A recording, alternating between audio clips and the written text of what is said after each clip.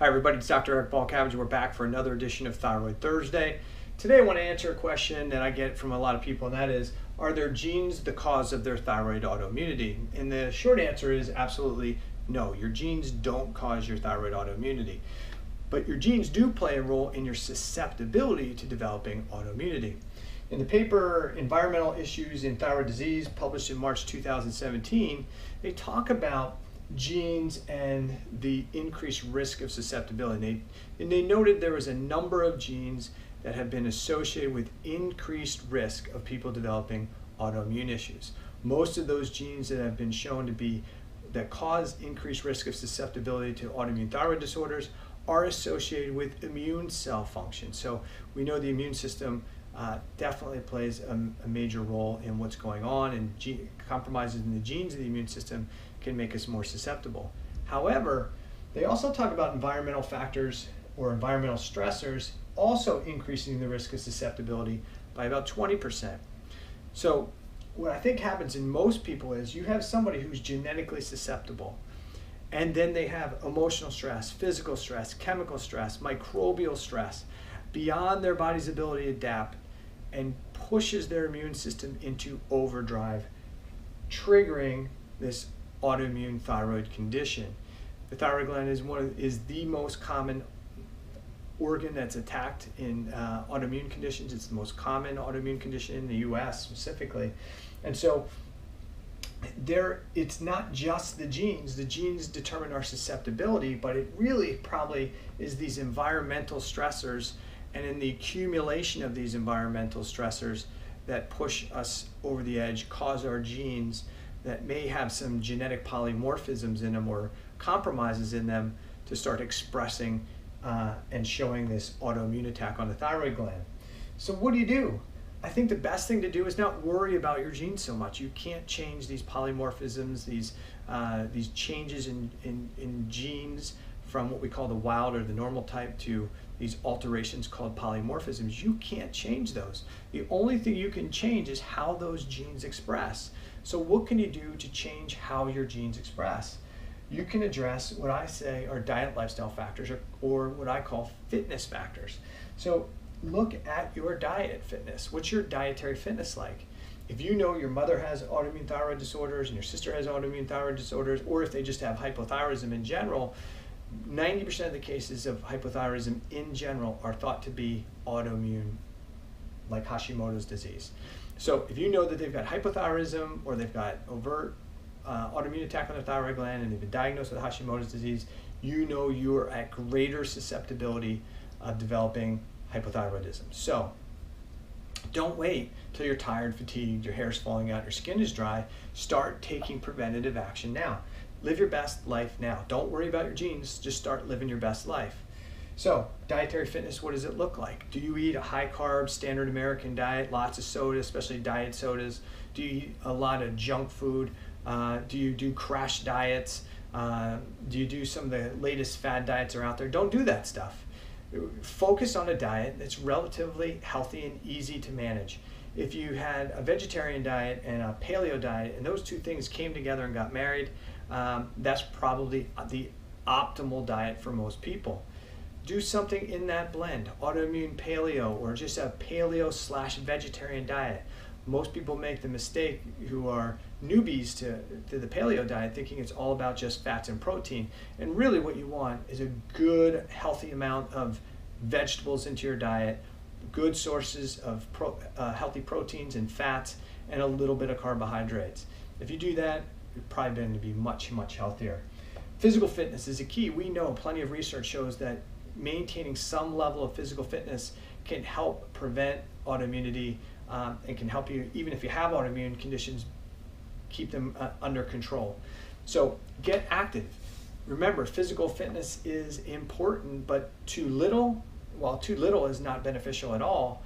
Too much or excessive amounts of physical activity can also be a problem, because if you excessively train, if you're a CrossFitter or an endurance athlete and you're never allowing your body to rest and recover, that too could trigger autoimmunity.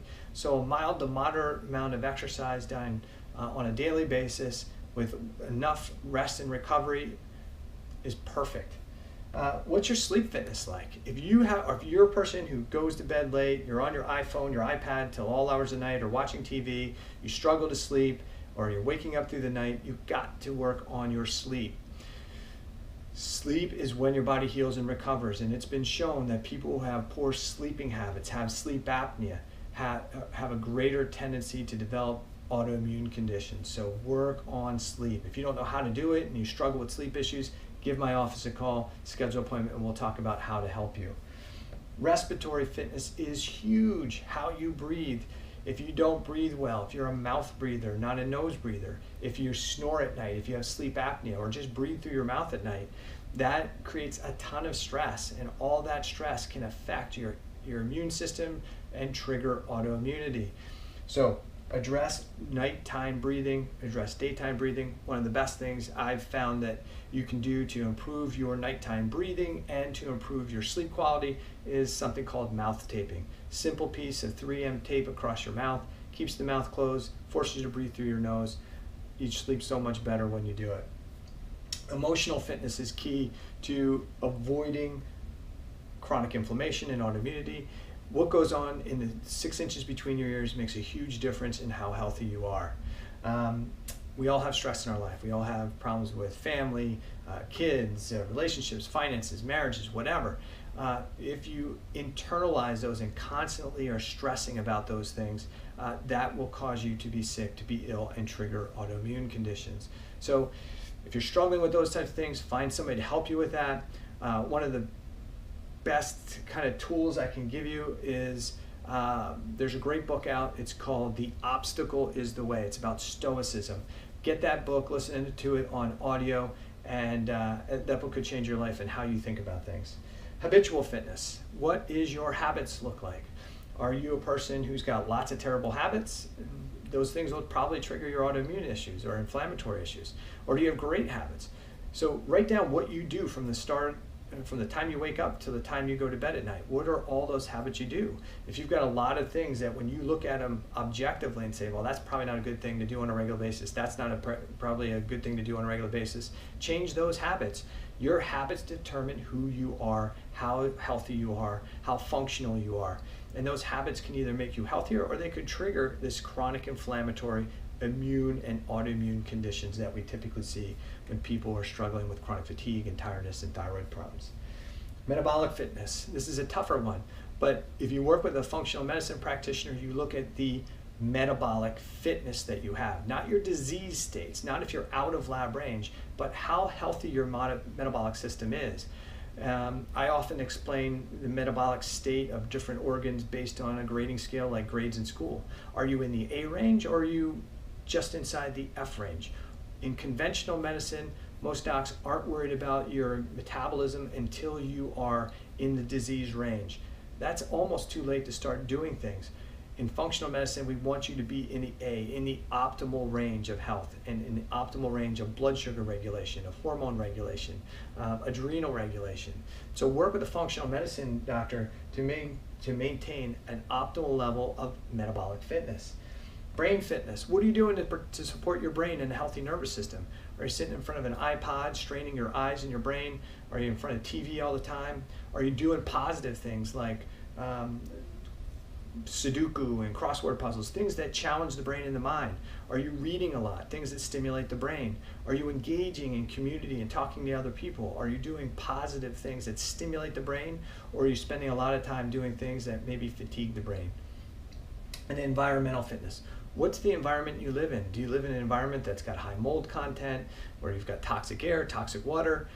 Those are things you want to take a look at and see if your environment is toxic. If it is, you got to clean it up, because environmental toxins can trigger and induce thyroid disorders and thyroid autoimmunity. So, are genes the cause of thyroid autoimmunity? The genes are not the cause. They do increase susceptibility, but it's more than likely that if you have thyroid autoimmunity or members of your family do, you have a higher probability of developing it. And if you have if your family members have it, you have susceptibility to it. So since you can't change your genes, work on these stressors or these fitness factors to reduce your risk of autoimmunity. All right, That's it for today's Thyroid Thursday. If you have any questions, put it in the area below where you're watching this video. If you have some concerns that you need help with, always reach out to my office at chronicconditionrecoverycenter.com or check me out on my thyroidproblemsdoctor.com website. All right, take care.